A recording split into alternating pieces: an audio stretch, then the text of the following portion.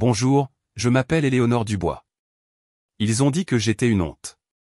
Mon propre cousin m'a giflé devant le palais de justice, m'a traité d'animal immonde, m'a menotté comme une criminelle, et mon père est resté là, à regarder, sans rien dire. Je n'étais pas en retard. Je n'étais pas violente. Je n'étais même pas déplacée. Mais 5 minutes plus tard, ce même cousin qui m'avait traîné dans la boue est resté figé quand j'ai pris place sur le banc en tant que juge qui préside. Qu'est-ce qui pousse une famille à se retourner contre l'un des siens? Que se passe-t-il quand le silence est la plus cruelle de toutes les trahisons? Et quand la vérité entre en scène, qui reste debout? Il était 8h43 un vendredi matin quand je suis sorti de ma voiture, mes talons en cuir claquant contre le béton comme l'aiguille d'une horloge de salle d'audience. La chaleur de Lyon n'était pas encore tout à fait montée, mais il y avait une quiétude dans l'air qui laissait présager que quelque chose se préparait. J'avais ma mallette dans une main, un chemisier bleu marine rentré dans un pantalon gris sur mesure des vêtements civils, pas ma robe, pas mon siège de juge. Ce jour-là, je ne m'attendais pas à être vu. Je n'étais pas censé présider. Je passais simplement au palais de justice tôt pour déposer quelques documents modifiés avant de repartir pour une conférence préparatoire prévue dans une autre succursale. Mais au moment où mon pied a touché la première marche du bâtiment des tribunaux supérieurs Robert Schuman, j'ai senti quelque chose changer. Pas dans le vent ou dans l'air, mais en moi. Je l'ai vu avant qu'il ne me voie, Julien Brémond, mon cousin, un homme dont le visage arborait un sourire narquois permanent et dont la bouche crachait un venin raffiné. Il parlait à un greffier, faisant des gestes comme s'il était le propriétaire des lieux, ce qu'il était probablement dans son esprit. Son père avait occupé des postes au tribunal avant lui. Mon père se portait encore garant de lui dans tous les cercles sociaux qui comptaient. Je n'ai pas dévié de ma trajectoire. Je n'étais pas d'humeur à le reconnaître et, franchement, j'étais fatigué de prétendre que nous partagions autre chose que des liens de sang. Mais ensuite, il s'est retourné, et son expression a changé. Et sa voix a tranché la quiétude matinale comme le grincement d'un portail rouillé qui claque. Où crois-tu aller comme ça? J'ai à peine levé les yeux. Bonjour, Julien. Tu crois que tu peux entrer ici comme si tu étais à ta place, dit-il en s'approchant. Sa voix n'était plus qu'un sifflement. Pas aujourd'hui. J'ai fait une pause, non par peur, mais par calcul. Pardon? Animal immonde, murmura-t-il, à voix basse mais distinctement. Tu es une honte pour cette famille. Avant que je puisse réagir, sa main s'est abattue, vive et rapide. Le côté de mon visage a explosé de douleur, et ma mallette m'a échappé des mains, éparpillant des documents juridiques sur les marches du palais de justice comme du verre brisé. J'ai eu le souffle coupé, non par le choc, mais à cause du poids soudain de la réalité. Il m'a attrapé par le col, me tirant vers lui. Tu n'as pas le droit d'entrer ici et de prétendre être quelque chose que tu n'es pas, gronda-t-il. Je pouvais sentir son eau de Cologne, bon marché, trop forte, le genre que portent les hommes qui ont besoin de masquer la pourriture. Sa main s'est tordue derrière mon dos, le métal froid se refermant sur mon poignet. Julien, ai-je réussi à dire, mais avant qu'un autre mot puisse se former, il a resserré les menottes et m'a poussé en avant vers les portes d'entrée du bâtiment. Avance, lança-t-il sèchement. Intruse. Les gens nous regardaient. Personne n'est intervenu. Les téléphones sont sortis. J'ai entendu quelques murmures, même un petit rire, mais pas une seule voix ne s'est élevée pour moi. Puis j'ai levé les yeux et je l'ai vu, Didier Dubois, mon père. Il se tenait à 6, peut-être 9 mètres de là, portant sa tenue du vendredi, un pantalon chino bien repassé, une chemise bleu pâle. Il m'a regardé droit dans les yeux. Nos regards se sont croisés. Il a cligné des yeux une fois, s'est retourné et s'est éloigné. Comme ça. Cela m'a brûlé plus que la gifle, plus que les menottes, plus que les insultes pleines de crachats de Julien, parce que ce n'était pas que mon père n'avait pas vu, c'était qu'il avait vu et qu'il s'en fichait. À l'intérieur du palais de justice, Julien m'a fait défiler devant le point de contrôle de sécurité comme un trophée. Mes talons raclaient le sol à chaque pas hésitant. Celle-ci essayait de se faufiler dans les appartements du juge, dit-il à un officier en poste. Comportement suspect, des documents qu'elle n'était pas censée avoir. Un garde a haussé un sourcil. Tu es sûr de ça, Julien? La voix de Julien est devenue mielleuse. Vous savez comment ils deviennent quand ils sont pris. Je n'étais plus une personne pour lui. J'étais une catégorie. En passant devant la salle d'audience 3C, je l'ai vu, ma plaque nominative, toujours vissée à la porte. L'honorable jugé Dubois. À 6 mètres de distance, si proche que je pouvais presque la toucher. Mais ce matin-là, je n'étais rien de plus qu'une femme menottée, étiquetée et traînée comme un déchet. Julien s'est penché, chuchotant alors que nous atteignions l'ascenseur, « Tu voulais de l'attention ? Tu l'as eu. » Il a souri du genre de sourire qui attend la soumission. Ma mâchoire me faisait mal. Mon cœur, non. Je n'ai pas crié. Je n'ai pas supplié, car dans mon esprit, je n'étais pas concentré sur les menottes, les escaliers ou même la honte. J'entendais la voix de ma mère, stable et claire, « Ne les laisse pas te voir craquer. » Je me suis redressé. L'ascenseur a sonné et les portes métalliques se sont ouvertes. Julien a fait signe à 2 officiers en uniforme d'entrer avec moi. Alors que les portes se refermaient, j'ai eu un dernier aperçu du monde extérieur, le soleil, mes papiers éparpillés, ma plaque nominative, et l'ombre de l'homme qui m'a élevé, s'éloignant de tout cela. Mes poignets étaient liés. Ma mâchoire était meurtrie.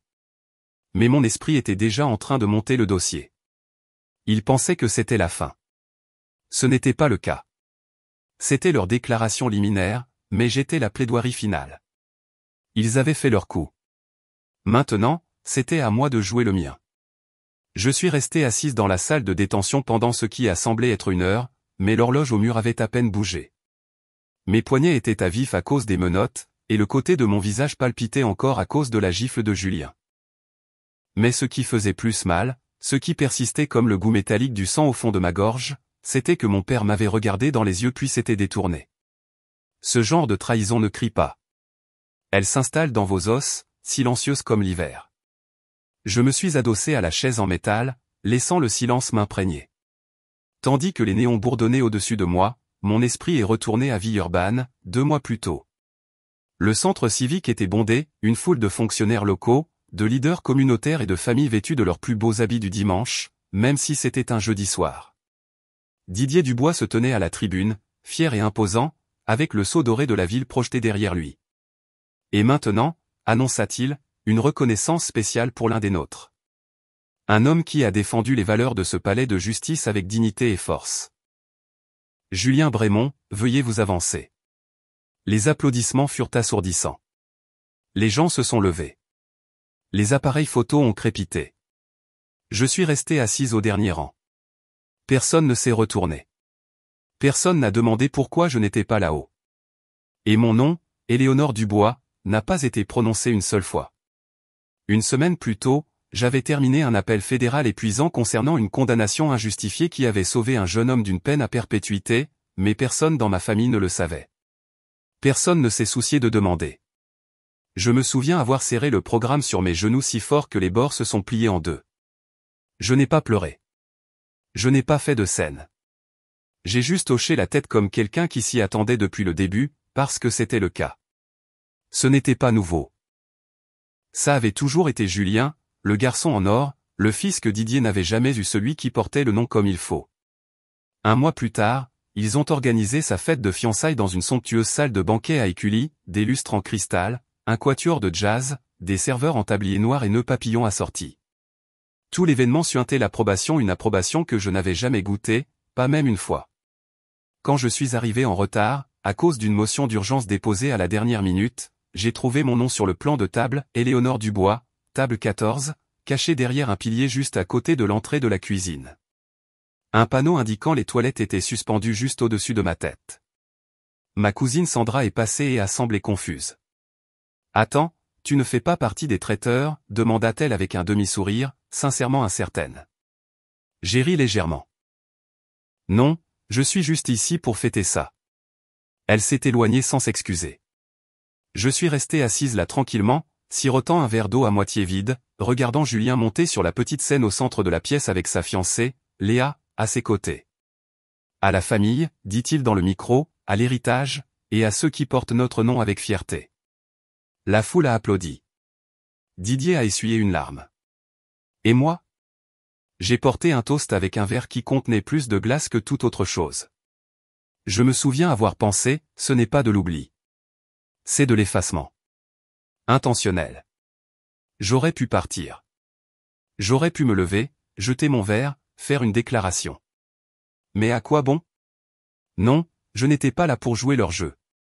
J'étais en train de monter un dossier qui n'avait pas besoin de preuves du passé, car le présent me donnait tout ce dont j'avais besoin.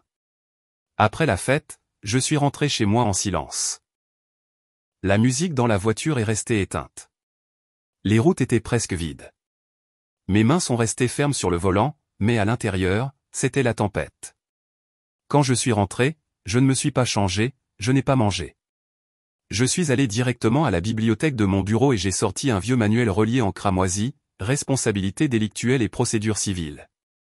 À l'intérieur, coincé entre des pages qui n'avaient pas été tournées depuis des années, se trouvait un mot plié. L'écriture de ma mère, inimitable, ils ne t'applaudiront jamais pendant ton ascension. Continue de monter. Je ne l'avais pas lu depuis des années. Elle l'avait écrit quand j'étais à la faculté de droit, la veille de ma première compétition de plaidoirie. Je l'avais appelée, nerveuse, épuisée, convaincue de ne pas être à la hauteur, et elle avait conduit 3 heures juste pour m'apporter ce mot et un repas fait maison. Tu n'as pas besoin de leurs acclamations, avait-elle dit.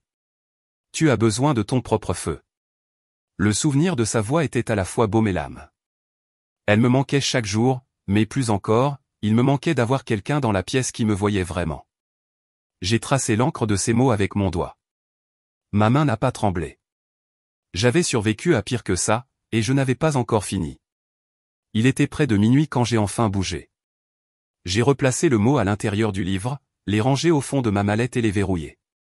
Au loin, je pouvais encore entendre l'écho de la voix de Julien de ce matin, animal immonde. Honte de la famille. Il voulait détruire mon image, me réduire à une femme sans valeur. Mais ce qu'il ne comprenait pas, c'est qu'on ne peut pas déshonorer quelqu'un qui a déjà traversé le feu. J'ai croisé les mains sur mes genoux et j'ai expiré lentement. Il lui avait peut-être donné la vedette, mais je portais la vérité. Et la vérité, quand elle est prête, brûle plus fort que n'importe quel éloge. Au moment où j'ai remis le mot de ma mère dans le livre de droit relié en cramoisi et l'ai glissé dans ma mallette, mon esprit était passé de la réflexion à la préparation. Je n'avais pas le luxe de m'apitoyer sur ma douleur. Pas avec ce que je savais. Pas avec ce que j'avais. La salle de détention était froide pas seulement physiquement, mais émotionnellement stérile. Personne ne me regardait dans les yeux. Ni les officiers qui passaient, ni le jeune stagiaire qui remplissait la carafe d'eau. Je suppose que c'est ainsi que le système survit, baisser la tête, ne pas s'impliquer. Mais un visage a attiré mon attention. Une jeune greffière, peut-être dans la mi-vingtaine, est passée devant la pièce et a ralenti juste assez pour que je la remarque. Elle n'a pas parlé, mais ses yeux se sont posés sur mon visage, puis sur la petite ecchymose près de ma tempe, et enfin sur la plaque à côté de la porte qui indiquait « Détention temporaire, niveau 1C ». Elle a fait une pause. Nos regards se sont croisés une seconde de plus que ce qui était confortable. Puis elle est partie, rapidement. Je ne lui en voulais pas. Quand le bâtiment où vous travaillez dévore même ses juges, le silence devient une forme d'autoconservation. Les menottes en métal avaient été retirées des heures auparavant, après que quelqu'un ait réalisé que l'image d'une juge traînée menottée à travers le tribunal pouvait être gênante. Mais aucune excuse n'a suivi. Pas de « Madame » ou « Votre honneur » n'est revenu dans leur ton. Juste le silence. Et je connaissais bien ce silence. C'était le même qui remplissait la maison de mon enfance après que j'ai surpassé Julien à l'école, le même silence que mon père utilisait quand il ne pouvait pas expliquer pourquoi mes réussites ne le rendaient pas fier, mais la médiocrité de Julien, si. Il y a 6 ans, avant le décès de ma mère, nous nous étions tenus sur ces mêmes marches. Elle m'avait tenu la main, non pas comme un parent guidant un enfant, mais comme une femme en ancrant une autre avant la tempête. Un jour, avait-elle dit, ce bâtiment portera ton nom, pas le leur. Je ne comprenais pas entièrement à l'époque. Je pensais qu'elle parlait de titre, de carrière. Mais maintenant, je sais qu'elle parlait d'héritage. Elle parlait d'impact. Et elle parlait de vérité. J'ai fermé les yeux, expiré, et laissé le poids de ces mots s'installer. Puis, comme si sa voix avait déclenché quelque chose en moi, mes pensées sont revenues 2 semaines en arrière, à une soirée que j'avais presque oubliée ou peut-être essayé d'oublier. Il était tard, presque 23 heures. L'étage des bureaux était silencieux, à l'exception du doux vrombissement de la climatisation et du cliquetis occasionnel de mon clavier. La plupart du personnel était parti des heures plus tôt, mais je parcourais encore des documents pour une affaire de licenciement abusif liée à une faute interne, le genre d'affaire qui vous fait des ennemis des 2 côtés. Je me souviens m'être figé en plein défilement. Un nom est apparu sur un formulaire numérique, Julien Brémond. Rien d'inhabituel au début. Il signait beaucoup de mémos internes. Mais la signature ne correspondait pas à celle de la base de données. L'écriture était légèrement différente, trop lisse, trop nette. La vraie signature de Julien avait toujours l'air pressée, comme celle de quelqu'un qui se croyait trop important pour finir une ligne. J'ai sorti la version archivée. Date différente, même identifiant de document. J'ai appelé mon assistante le lendemain matin. Ce document, a-t-elle répété. Il a disparu du dossier le mois dernier. Je pensais que vous l'aviez pris. Non, dis-je platement. Elle a fait une pause. Alors quelqu'un d'autre l'a fait. Nous savions toutes les deux ce que cela signifiait. Mais dans ce palais de justice, savoir et prouver sont deux choses très différentes. Ce soir-là, au lieu de rentrer directement chez moi, je suis allé à l'annexe du palais de justice. Ma carte d'accès fonctionnait toujours. Je me suis dirigé vers mon coffre-fort personnel, caché derrière un faux panneau mural dans mes appartements. À l'intérieur, je gardais des copies papier, des originaux, le genre de dossiers qui ne disparaissent pas d'un coup de clavier. Il était là, imprimé le jour où j'avais vu le formulaire pour la première fois, la fausse signature me fixant comme un fantôme de vérité. Dans le coin, au crayon, j'avais griffonné, vérifier pourrait être un faux. À l'époque, ce n'était qu'un instinct, une note pour moi-même. Mais maintenant, c'était tout. Je l'ai tenu longtemps. Mes doigts ont parcouru la texture du papier, ces fibres rugueuses de possibilités. Ce n'était pas seulement du papier. C'était une assurance. C'était un souvenir. C'était la voix de ma mère qui chuchotait, « Sois prête avant qu'il ne frappe ». J'ai plié le document avec soin et l'ai glissé dans une nouvelle chemise manille. Je ne l'ai pas étiqueté. Je ne faisais plus confiance aux étiquettes. Il est allé au fond de ma mallette, sous une pile de documents, lors des résumés de cas, des lettres types, le genre de bruit qui enterre les signaux. Et ce matin, en quittant mon appartement pour me diriger vers le palais de justice avant la gifle, avant les menottes, avant la trahison, je me suis assuré que cette chemise m'accompagnait. Il pensait pouvoir faire table rase, mais j'avais gravé ma vérité dans la pierre. Maintenant, de retour dans la salle de détention, je me suis levé et me suis dirigé vers la petite fenêtre à miroir de la porte. Le reflet qui me regardait était fatigué, oui, meurtri, mais pas brisé. Loin de là. Ils ont supprimé des fichiers, murmurai-je, ma voix basse et égale. Mais j'ai gardé les faits. L'un de nous perdra. Il pense que je suis encore en défense. C'est ce qui me traversait l'esprit alors que je fixais l'écran fissuré de mon téléphone professionnel, la faible lumière du plafond du palais de justice projetant une ombre sur mes genoux. Ce qu'il ne réalisait pas, ce qu'il n'avait jamais pris la peine de comprendre, c'est que je n'avais jamais été du genre à attendre que la tempête passe. J'ai appris très tôt à bouger pendant l'orage. 2 jours avant que Julien ne me menotte comme une criminelle ordinaire, j'ai reçu un courriel anonyme d'une adresse qui ressemblait à celle d'un intérimaire, quelque chose comme « Je greffier 43 ». J'ai failli le supprimer, le prenant pour un pourriel. Mais quelque chose dans l'objet pour info, vous n'avez pas reçu ça de moi m'a fait hésiter. Le message était court, non signé, sans salutation, juste une ligne, vous devriez voir ce que votre père a soumis la semaine dernière au contrôle interne. En dessous, une seule pièce jointe au format PDF. J'ai cliqué, et c'était là, une note de service interne de Didier Dubois, mon père, au comité de surveillance judiciaire. L'entête était officielle, avec le sceau de la ville et horodaté. C'était authentique. Le contenu, la juge Éléonore Dubois devrait être immédiatement retirée de toutes les affaires à haute visibilité. Elle est devenue de plus en plus conflictuelle, émotionnellement réactive, et a montré un mépris pour le protocole procédural. Sa présence crée des tensions parmi le personnel et risque de nuire à la perception publique du système judiciaire. Je l'ai lu 2 fois, puis une 3e. Émotionnellement réactive. Mépris du protocole. Un risque. Pas une seule fois je n'avais reçu de plainte formelle. Pas une seule fois je n'avais été sanctionné, signalé ou averti. Et pourtant, le voilà, en train de m'effacer de l'existence de l'intérieur. Il n'a pas appelé. Il ne m'a pas rencontré en personne. Il n'a même pas eu la décence de me mentir en face. Le brouillon de réponse que j'ai tapé était long. J'y ai inclus des faits, des dates, des issues de cas, des lettres de recommandation. Mais je ne l'ai jamais envoyé, parce que ce n'était pas une erreur.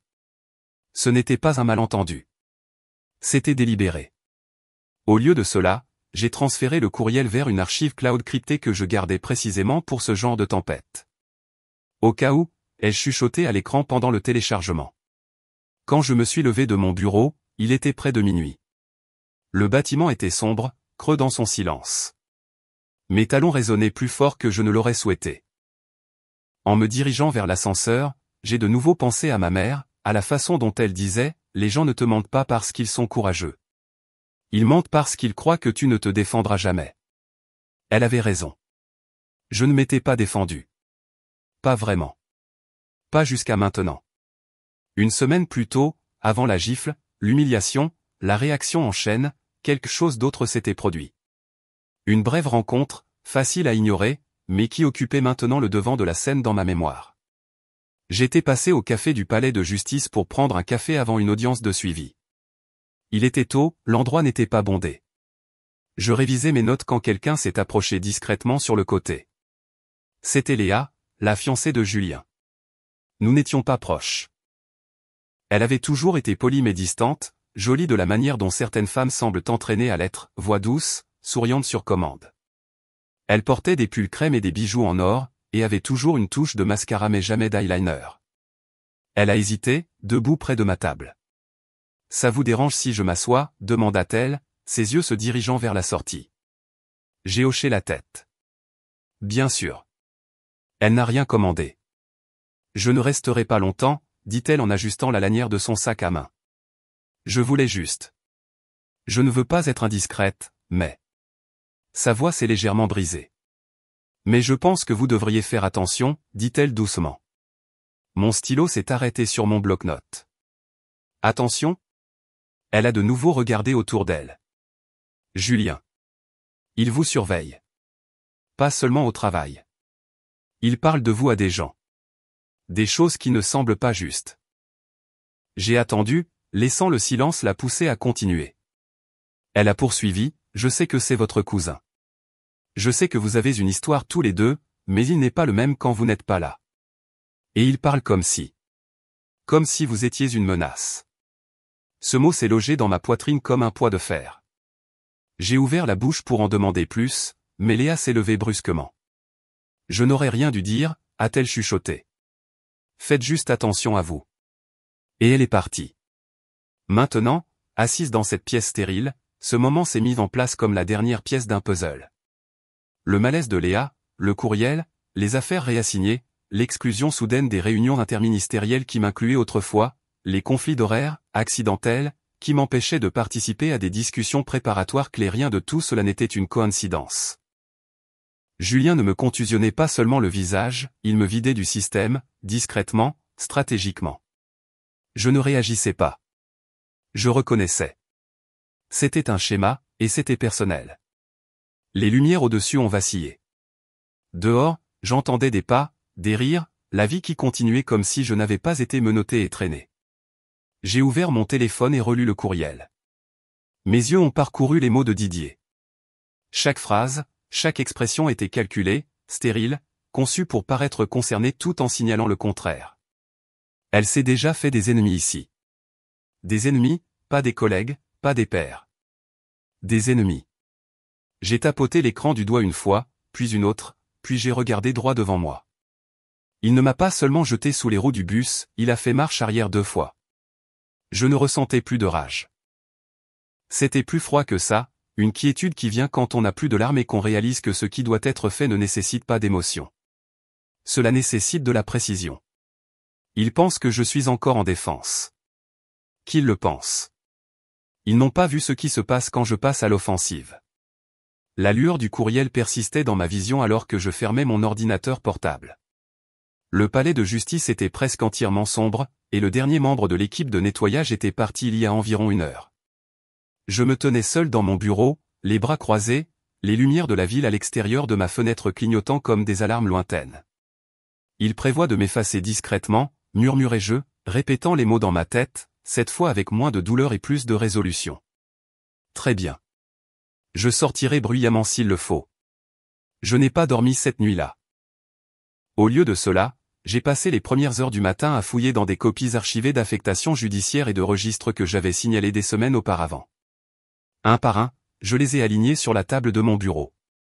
J'ai commencé à le remarquer, des schémas, des transferts de cases internes qui contournaient les circuits habituels, des responsabilités réassignées, des entrées manquantes, et un nom qui revenait encore et encore Julien. À 7h45, j'avais un plan. Pas une attaque frontale, pas encore. Juste assez pour sonder le terrain. J'ai envoyé une invitation privée sur le calendrier au juge Arnaud, un homme de la vieille école, à cheval sur le règlement. Il n'était pas chaleureux, puis il n'était pas malhonnête. Il ne s'était jamais donné de mal pour me défendre, mais il n'avait pas non plus détourné le regard quand d'autres essayaient de m'exclure. La neutralité était le mieux que je pouvais espérer, et c'était suffisant.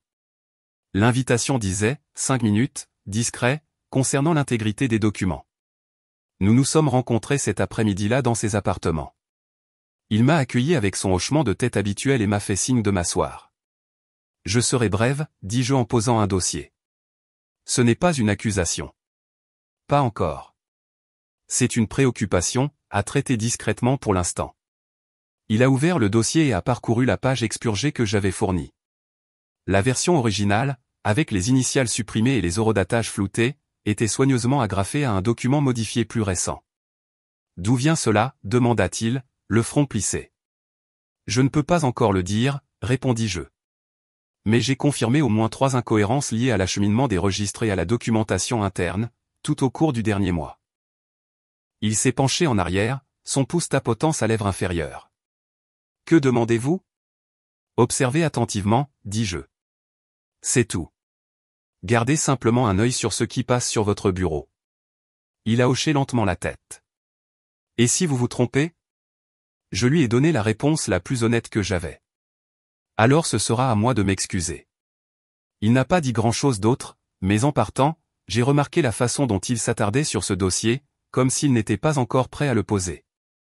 Plus tard cette semaine-là, je marchais dans le couloir principal à l'extérieur de la salle d'audience 2 quand j'ai vu Arnaud parler avec Julien. De loin, cela semblait cordial, mais je pouvais dire à la posture de Julien épaules tendues, cou raide que quelque chose avait été dit. Quand il s'est retourné et m'a vu arriver, sa mâchoire s'est crispée.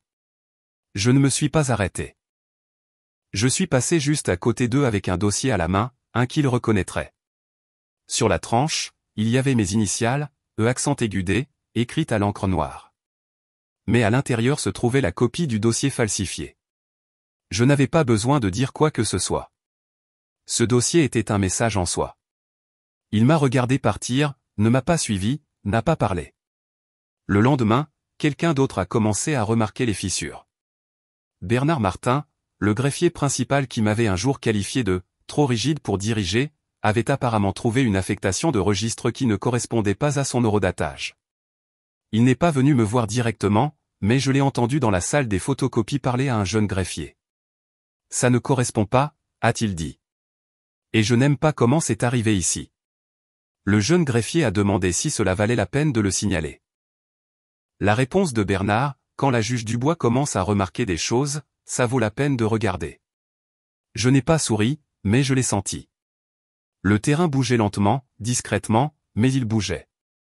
J'ai attendu jusqu'à vendredi avant de faire mon prochain coup. À exactement 17h15, j'ai envoyé un message texte à Julien. Rien de dramatique, juste une ligne, nous devons parler en privé. Parking du palais de justice, niveau C. J'ai attendu dans ma voiture pendant 15 minutes avant qu'il n'arrive. Il s'est garé dans ce VUS bleu marine qu'il aimait exhiber, à côté de moi, et est sorti comme s'il se dirigeait vers une bataille. Il a marché vers moi avec cette confiance caractéristique, celle qui semblait toujours plus performative que réelle. « Tu as quelque chose à dire » demanda-t-il. Je n'ai pas mordu à l'hameçon. Je suis resté où j'étais, appuyé contre la portière côté conducteur, les bras croisés. « Tu falsifies un document de plus » dis-je d'un ton égal, « et la prochaine fois, ce ne sera pas la famille qui te protégera. Ce sera la loi fédérale qui t'exposera. » Il n'a pas ri. Cela m'a surprise. Il m'a regardé un instant, calculant, puis a dit, « Tu crois que tu peux me faire peur avec des menaces en l'air ?» Ce ne sont pas des menaces, Julien, ai-je répondu. Ce sont des faits qui attendent une signature. Il a fait un pas de plus. Tu te crois toujours tellement meilleur que tout le monde, comme si les règles n'avaient d'importance que lorsqu'elles viennent de toi. Non, dis-je. Je pense que les règles ont de l'importance quand les gens se croient au-dessus d'elles. Pendant un instant, il n'a pas répondu. Puis il s'est retourné à sa voiture et a claqué la portière assez fort pour faire trembler le châssis. En sortant de sa place en marche arrière, je l'ai vu jeter un coup d'œil dans son rétroviseur. Au moment où nos regards se sont croisés, je l'ai vu. La peur. Pas le genre de peur qui vient d'être pris, mais le genre qui vient de la perte de contrôle. Et le contrôle était tout pour Julien. Je suis resté là quelques minutes de plus avant de rentrer chez moi. Sur le trajet, mon téléphone a vibré une fois. Je ne l'ai pas vérifié avant de me garer.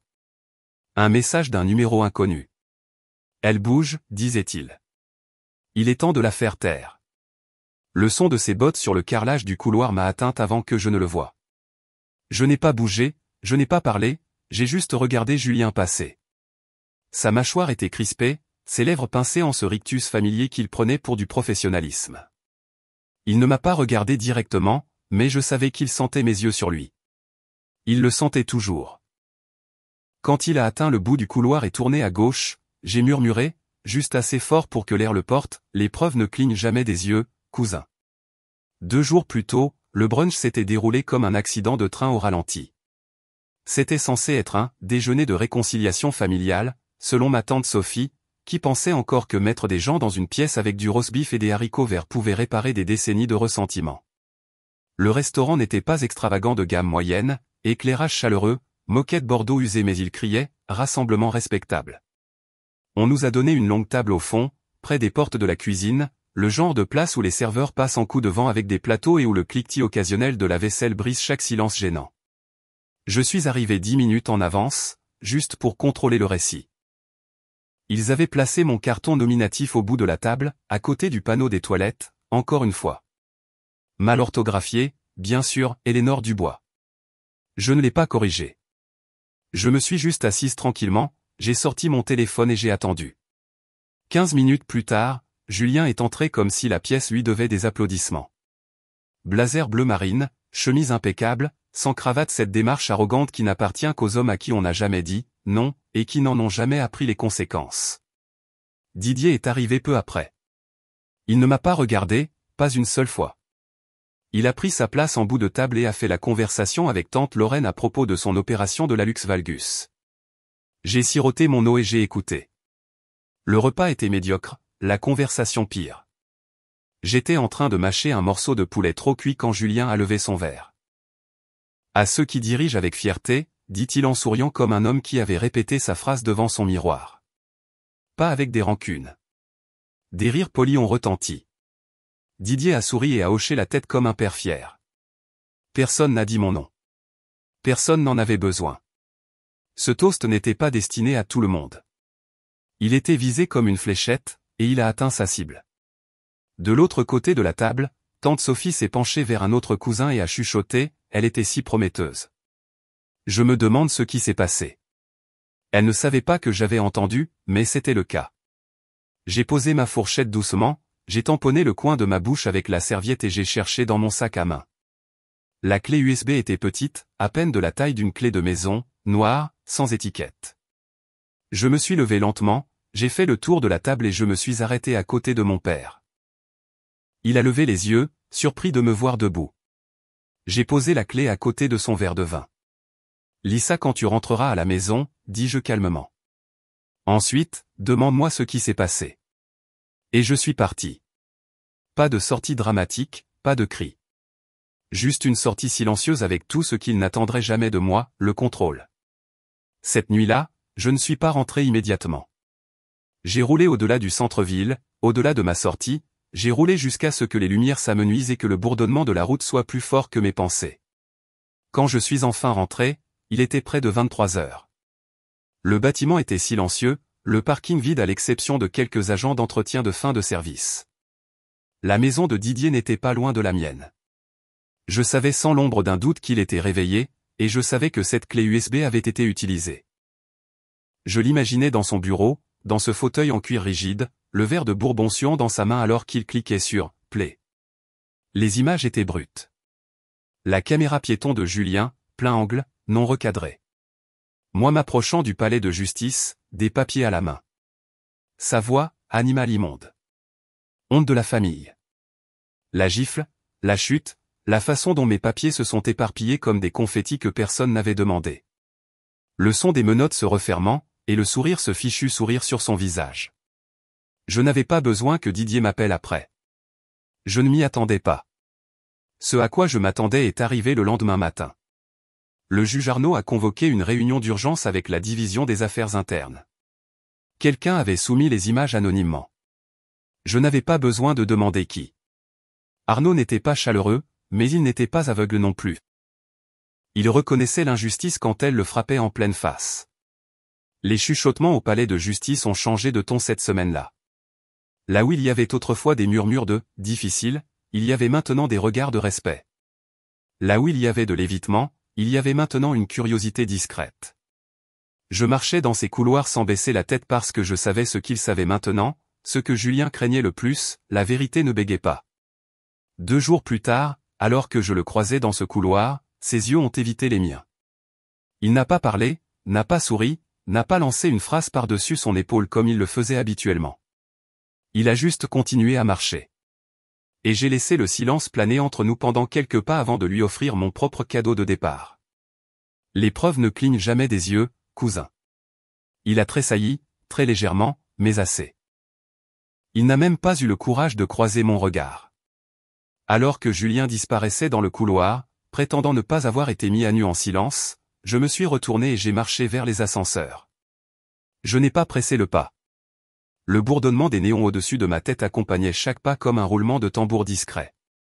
Je savais ce qui m'attendait le lendemain matin. Je savais que les chuchotements commenceraient tôt, avant même l'ouverture de la salle d'audience. Et je savais que Julien ne serait pas le seul à avoir quelque chose à perdre. Des rumeurs circulaient déjà qu'un nouveau juge arrivait de Bordeaux pour présider l'audience pour faute professionnelle. Les greffiers les plus dramatiques affirmaient que c'était quelqu'un du comité d'éthique de l'État. D'autres disaient qu'un agent de liaison fédérale venait. Ils avaient tous tort. Ce matin-là, j'ai quitté mon appartement à 6h45 précise. Pas de robe, pas d'escorte, juste un simple tailleur noir et le dossier que j'avais gardé précieusement comme un dernier coup sur un échiquier. Le parking du palais de justice était à moitié vide quand je suis arrivé. J'aimais ça. Moins de regards, plus d'air. À l'intérieur, le bâtiment semblait différent. Pas plus silencieux, mais dans l'attente, comme si tout le monde sentait que la tension avait atteint son point d'ébullition. La sécurité a à peine croisé mon regard alors que je passais les détecteurs de métaux. L'huissier a hoché la tête mais n'a pas parlé. Même la greffière du juge Arnaud a évité la conversation lorsqu'elle m'a passé le calendrier des audiences. Tout va bien, lui ai-je demandé juste avant qu'elle ne se retourne. Elle a hésité. Il pense que quelqu'un de l'extérieur arrive. J'ai souri, non pas avec joie, mais avec précision. Ils ont à moitié raison, ai-je dit. À exactement 9h03, je suis entré par l'entrée latérale de la chambre dans la salle d'audience 3C, la même salle où Julien avait un jour dit à une salle pleine de personnel que j'étais, instable, émotive et difficile à gérer. C'est drôle comme les gens sont prompts à vous étiqueter quand vous cessez de vous faire petite pour leur confort. La salle d'audience était déjà pleine, personnel, greffier, quelques avocats locaux. Même Didier était là, au dernier rang, immobile comme une pierre. Julien était assis à la table de l'accusation, le dos droit, le costume impeccable, la confiance suspendue à lui comme un mensonge sur mesure. L'huissier s'est éclairci la gorge et s'est levé. La cour. L'honorable juge Éléonore Dubois préside. Silence, pendant un instant trop long. Des halètements ont suivi. Quelques-uns ont murmuré, « Quoi, vous plaisantez ?» J'ai pris ma place sur le banc, j'ai posé mon dossier sur le pupitre et j'ai levé les yeux. Le visage de Julien s'est vidé de son sang.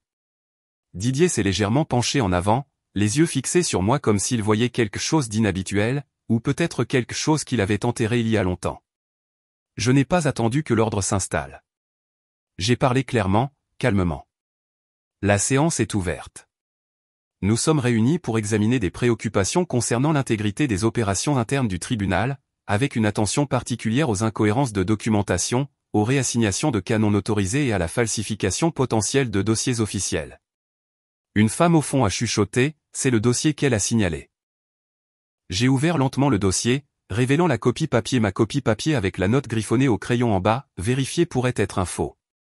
Je l'ai fait glisser vers le greffier du tribunal sans un mot, puis j'ai sorti un journal imprimé des horodatage d'accès de notre base de données judiciaire. Ce document, commençai-je en le tenant, a été modifié. Soumis à l'origine le 17 mars. Consulté par l'utilisateur J. Brémond le 4 avril. Modifié le 4 avril. Resoumis sans autorisation. J'ai cliqué sur la télécommande du projecteur. À l'écran, le journal de sécurité est apparu en caractères clairs. Pas de spéculation, juste des données. Ensuite, j'ai affiché les images de la caméra piéton, les mêmes que Didier avait regardées en privé, mais cette fois, elles étaient diffusées en entier, sans montage. Nous avons regardé Julien me pousser, m'insulter, me menotter, sourire. Personne dans la salle d'audience n'a bougé. Même l'air semblait plus lourd. Puis est venue la pièce finale. J'ai tenu un haut-parleur portable et j'ai appuyé sur « Play ». Un enregistrement capturé dans le couloir la semaine précédente. La voix de Julien, inimitable, c'est un problème. Si on la laisse assez longtemps, elle ruinera tout ce qu'on a construit. Je me fiche de ce qu'il faudra. Elle doit partir. J'ai laissé l'écho résonner. J'ai laissé le silence qui a suivi piquer. Julien a bondi de son siège. C'est la famille. Tu ne peux pas, j'ai levé la main. Et la famille aurait dû me protéger avant de me mettre les menottes. Sa bouche s'est de nouveau ouverte, mais aucun mot n'est sorti. Du coin de la salle d'audience, le juge Arnaud s'est levé. Il ne souriait pas. Il n'était pas choqué, juste décidé. Monsieur Brémond, dit-il, vous êtes par la présente suspendu en attendant un examen fédéral de toutes les activités judiciaires internes dans lesquelles vous avez été impliqué au cours des 12 derniers mois. Une inspiration collective a rempli la pièce. Julien m'a regardé, la rage et l'incrédulité tourbillonnant derrière ses yeux. Je me suis penché juste assez pour croiser son regard sans ciller. Ce tribunal ne traite pas avec des rancunes, dis-je. Il traite avec des preuves. Dehors, les journalistes s'étaient déjà rassemblés.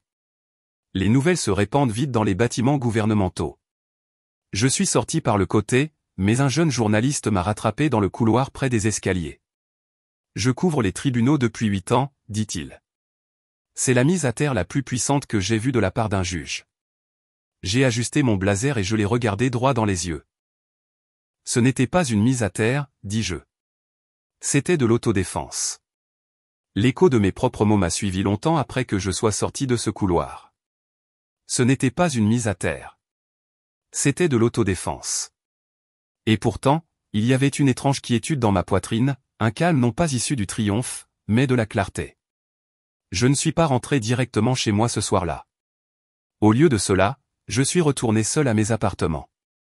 Ma robe était toujours accrochée au crochet près de la porte, intacte depuis ce matin. Je l'ai regardé un instant, le tissu doux mais lourd du poids de ce qu'il symbolisait. Je ne l'ai pas mise. Au lieu de cela, je me suis assise à mon bureau et j'ai commencé à rédiger une déclaration formelle de récusation au comité de déontologie judiciaire.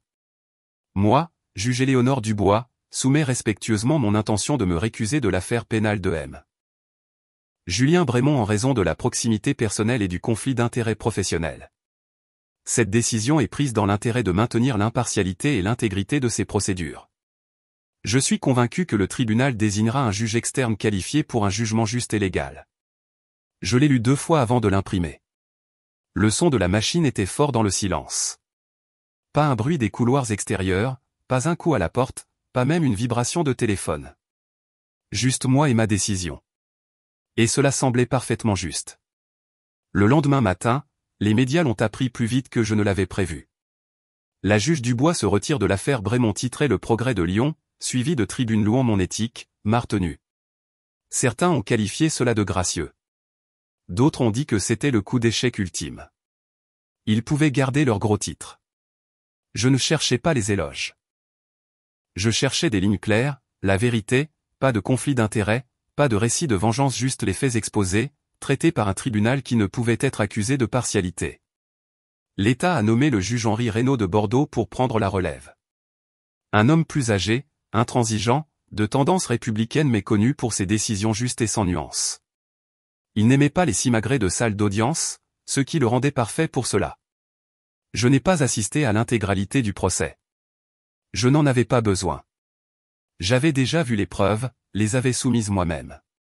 Pourtant, j'ai regardé les débats du premier jour depuis une salle de conférence privée à l'étage, juste assez longtemps pour entendre la liste des pièces à conviction présentées au dossier, les documents falsifiés, les journaux d'accès, l'enregistrement audio du couloir, les images complètes de la caméra piéton et la déclaration sous serment de Léa. Cette dernière m'a touché plus que je ne l'avais prévu. Léa ne s'est pas seulement manifestée, elle a témoigné. Selon les transcriptions du tribunal, elle avait entendu Julien se vanter auprès d'un ami de « faire le ménage », faisant référence à des « documents que personne ne reverra jamais ».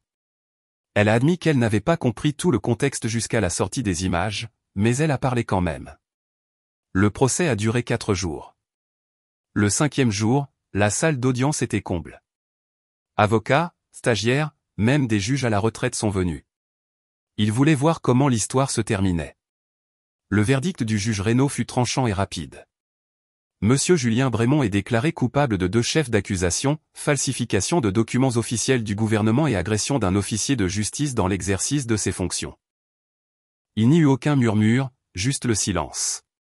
Peine, 8 ans dans un établissement d'État. Aucune possibilité de libération conditionnelle. Je n'étais pas dans la pièce lorsque les menottes se sont refermées sur les poignets de Julien cette fois-ci, mais j'ai vu les photos plus tard. Pas de sourire narquois, pas d'arrogance. Juste un homme dépouillé de l'illusion qu'il avait construite. Le palais de justice a bourdonné de commentaires pendant des jours. Certains ont parlé de justice poétique. D'autres ont dit qu'il était grand temps que quelqu'un fasse tomber les Brémond. Mais je n'étais pas intéressé par les commérages. Je guettais autre chose. Mon père, Didier, s'était présenté à la sentence. Il était assis au même dernier rang où il m'avait autrefois regardé défiler menotté. Il n'a pas essayé d'intervenir. Il n'a pas parlé au nom de Julien. Mais après la fin de la séance, alors que la salle se vidait, il s'est approché de moi juste à l'extérieur du hall, près des distributeurs automatiques. « Éléonore » dit-il, d'une voix basse et hésitante. Je ne me suis pas retourné. Je ne savais pas que ça irait aussi loin, a-t-il offert. Je l'ai regardé droit dans les yeux. Tu savais, dis-je platement. Tu n'as simplement pas arrêté ça. Il n'y a pas eu de cri, pas de conclusion, juste ça ce qui devait être dit. Il n'a pas argumenté. Il a hoché lentement la tête, puis s'est retourné et s'est éloigné. Peut-être que pour la première fois, il a réalisé qu'il n'y avait aucun moyen d'effacer ce qui s'était passé. Ni avec le silence, ni avec l'autorité, ni même avec des liens de sang. Ce soir-là, les nouvelles locales ont diffusé un reportage intitulé Justice de l'intérieur, le scandale Brémond. Ils ont mis en lumière les efforts de nettoyage du tribunal, les nouvelles politiques en cours d'élaboration pour prévenir de futurs abus internes. J'ai regardé le segment sans le son. Je n'avais pas besoin qu'ils me disent à quoi ressemblait la justice. Je l'avais vécu. Vers 22h30 ce soir-là, je me tenais sur le balcon de mon appartement, les lumières de la ville clignotant comme de vieilles étoiles.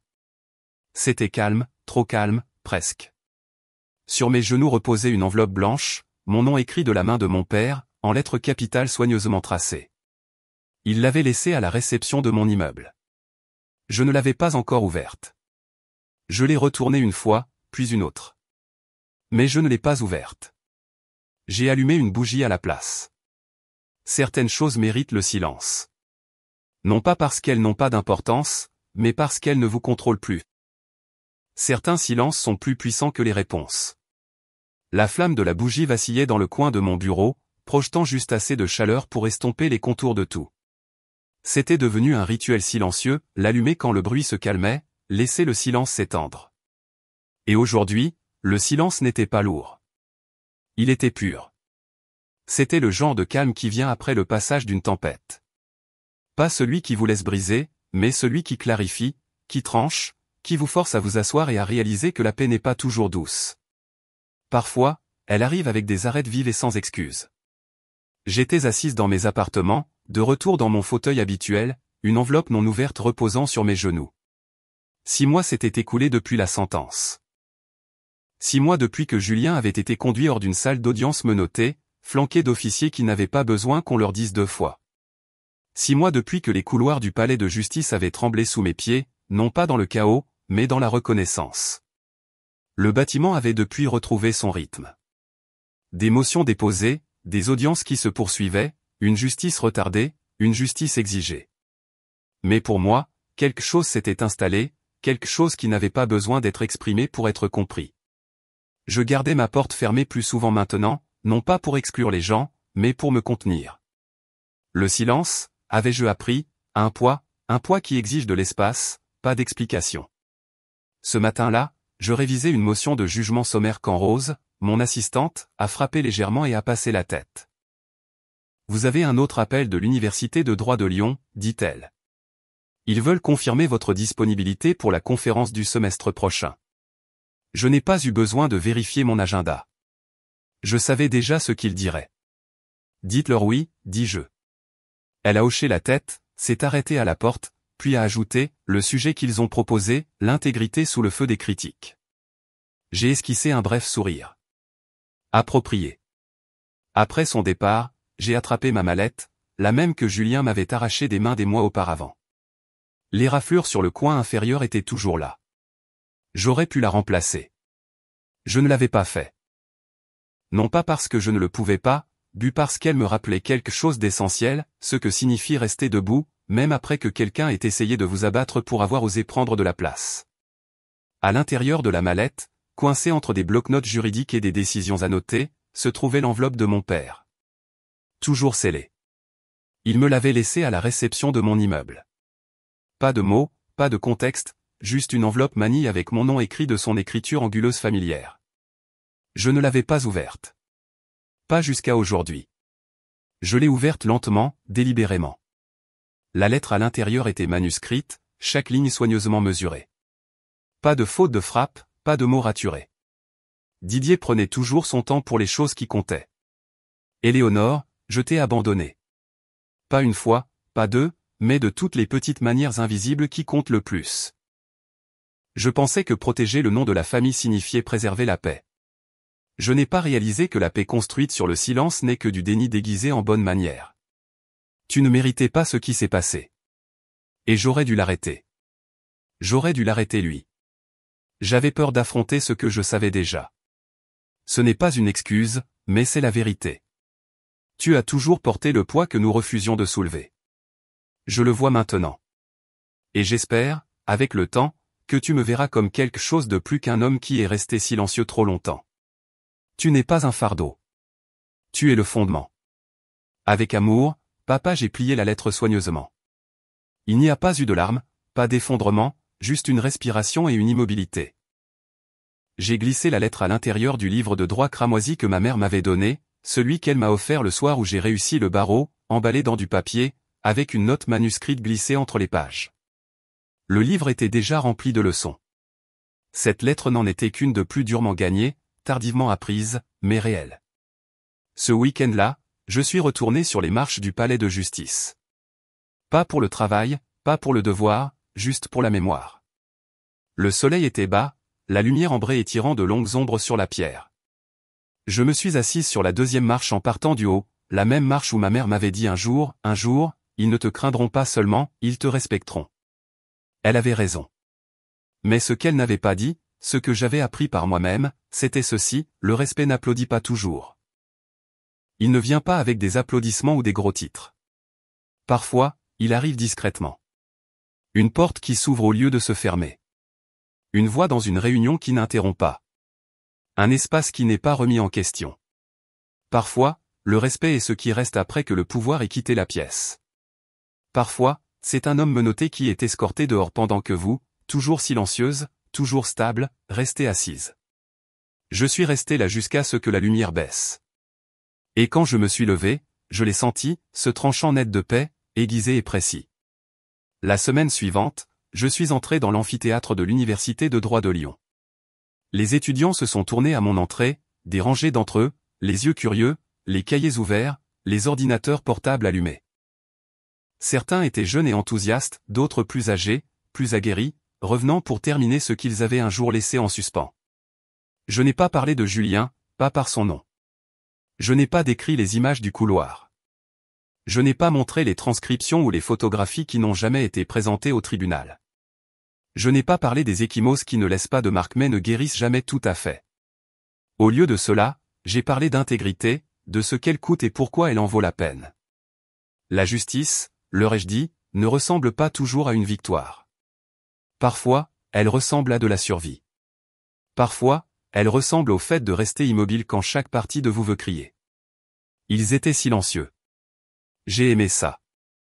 Après, une étudiante est restée, une femme dans la cinquantaine. Elle s'est présentée doucement, a dit qu'elle était retournée à la faculté de droit après avoir élevé 3 enfants. J'ai regardé votre audience, a-t-elle dit. La façon dont vous avez tenu bon. Je voulais juste vous remercier. J'ai hoché la tête, ne sachant que dire. Parfois, la gratitude pèse plus lourd que la douleur qui la suit. Ce soir-là, de retour chez moi, j'ai posé mon marteau sur l'étagère à côté du stylo plume que ma mère m'avait offert pour ma remise de diplôme. Elle avait économisé pour l'acheter, gravant elle-même mes initiales sur le capuchon en laiton. J'ai ouvert mon journal et j'ai écrit une seule ligne, la justice rendue ne guérit pas toujours, mais elle se souvient toujours.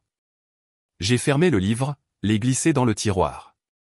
Puis j'ai chuchoté quelque chose dans la pièce. Pas pour le monde, pas pour les gros titres. Juste pour moi. Il m'a traité de honte, mais j'ai porté le nom. Et je lui ai donné un sens. Parfois, les cicatrices les plus profondes ne sont pas laissées par des inconnus, mais par le silence de ceux qui étaient censés nous protéger. L'histoire d'Éléonore ne parle pas seulement de justice au tribunal, elle parle de la reconquête de sa voix, même lorsque les personnes les plus proches de vous essaient de vous réduire au silence. Avez-vous déjà été déçu par un membre de votre famille au moment où cela comptait le plus?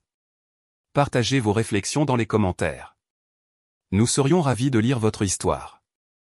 Et n'oubliez pas de vous abonner à la chaîne pour d'autres histoires de famille poignantes comme celle-ci.